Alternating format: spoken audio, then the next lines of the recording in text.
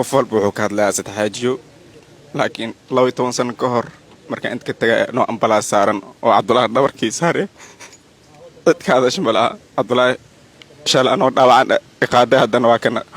anoo bulshadadan i jecelihiin ay soo celisay baraada waxaa ku leeyahay mahadsan tahay inta ka horeyso waxaa halkaan aad iyo aad u mahadcelinaa dhammaan mas-uuliyiinta dowladda iyo team 27 dhammaan waqtigoodii soo horay soo dhaweynteeda waxaanan filin ayaa dhacay oo waxaa maqli jiray yani qofka yani waxaad tabaysaa markuu kaa tago oo kale ama yani waxaad tahay waxaad ogaanaysaa markii meel aad tagto oo kale ama waxyaabahaas oo kale maanta waxaa ogaaday in Soomaalida dhan ay wataan dhammaan team 27 waxaa leeyahay waa mahadsantihiin dareenkeyga kusoo koobi karo isla airportkan ay joogo 12 sano ka hor anigoo nolosha ka dhacay oo turaaji u surantay dhiig baxay ka tagay haddana waa kan waxaa ku soo laabtay